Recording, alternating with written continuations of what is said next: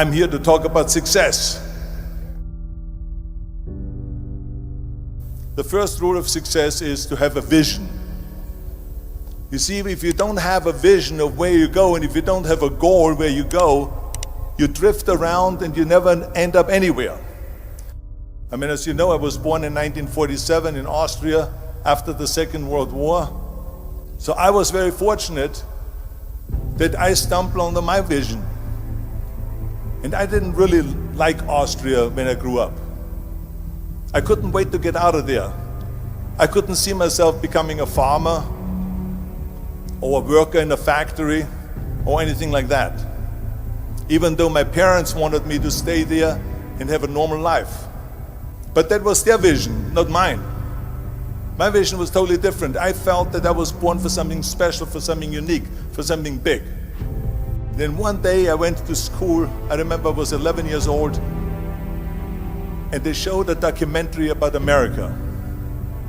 And there they showed in this documentary the huge skyscrapers, the high-rises, the huge bridges, the 6-lane freeways, and all of this stuff. And I said to myself, that's where I want to be.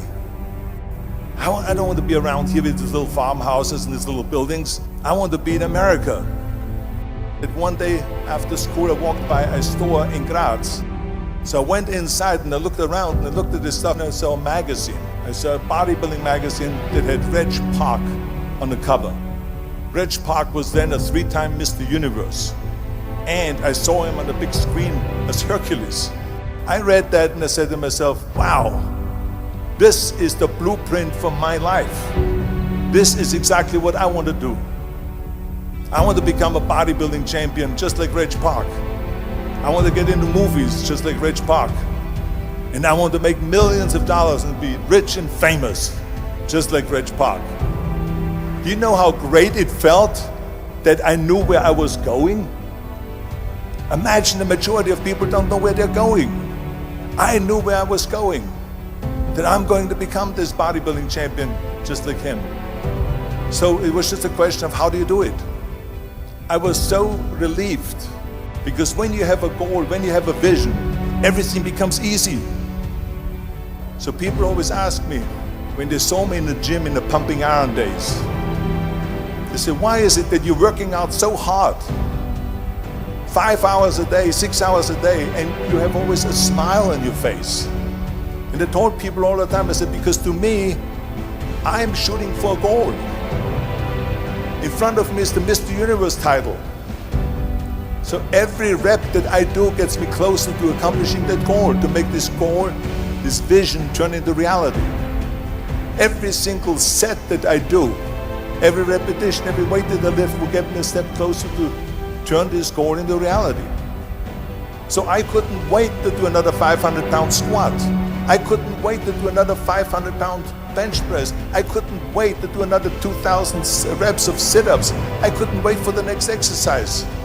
At the age of 20, I went to London and I won the Mr. Universe contest as the youngest Mr. Universe ever. And it was because I had a goal. So let me tell you something, visualizing a goal and going after it makes it fun. You got to have a purpose no matter what you do in life. You got to have a purpose. 74% hate their job in America. Now this is not much different when you come to Europe. The majority of people don't like what they're doing, because they're really not doing it because they didn't have a goal and they followed this goal.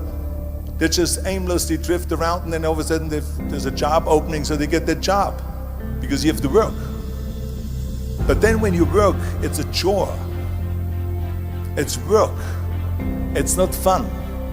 So if you think about, only a quarter of the people really enjoy what they're doing in life. That is unbelievable if you think about it. So I felt so blessed that I knew what I was doing. It's like a medical student that studies and knows he wants to become a doctor. You know where to go. And the same thing is also in politics. I remember that in politics, I had a very clear vision that I will be the leader of California. This is as far as I could go because I was not born in America, so I could not run for president. So being the governor of the fifth largest state, I should say the largest state, the fifth largest economy in the world, was for me really the ultimate title, the ultimate accomplishment in politics. So even though people came up to me and says, why don't you go and run for something smaller, you're never gonna make it. I ran for governor, and then 2 months later I became governor of the state of California. Again, because I had a very clear vision what I'm gonna do with California. So that's rule number one, have a vision. Rule number two is, don't listen to the naysayers. Don't listen to the naysayers.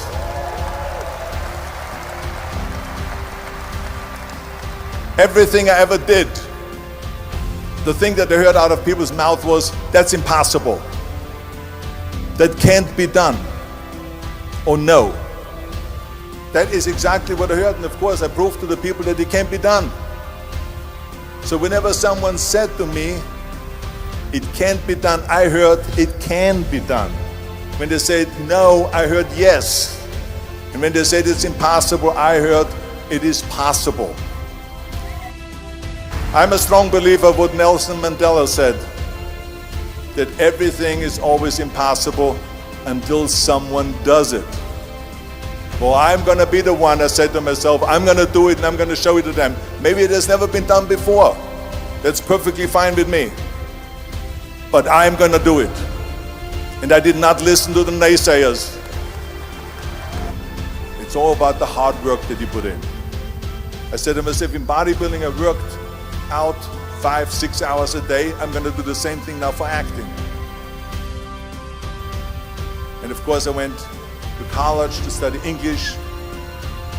I studied the accent removal, acting classes, and all of this stuff all day long. I worked and I worked and I worked. And within a short period of time I made one movie called Hercules in New York, which of course went right into the toilet. But it didn't discourage me. I still had the same vision. And then all of a sudden I did Streets of San Francisco. I did Stay Hungry and Pumping Iron and The Villain. And then all of a sudden I was asked by Dino De Laurentiis and by Universal Studio to star in Conan the Barbarian. And after I did Conan the Barbarian, the director at the press conference said to the press, the director was John Milius, he said to the press, if we wouldn't have had Arnold, we would have had to build one.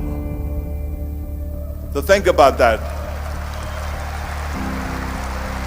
The very body that they said can never be sold because the time is wrong, a few years later, I'm doing Conan the Barbarian, and it was the #1 hit at the box office when it came out in the summer of '82. Think about that. And the director says, if we wouldn't have had his body, we would have had to build one. So all of a sudden, my body became an asset, not a liability. And the same thing was with Terminator. After we were finished filming Terminator, Jim Cameron said to the press, if Arnold wouldn't have had that accent and talked like a machine, I think the movie wouldn't have worked. So think about that. The body and the accent that they attacked was an asset. But I didn't listen to those losers. I didn't listen to them at all. It's just the reality of it is that you cannot listen to the naysayers. So this is a very important lesson for all of you. So when someone says, no, this is a stupid idea, you in your mind, you don't have to say it, but in your mind just say this, fuck you, you're an asshole. What do you know?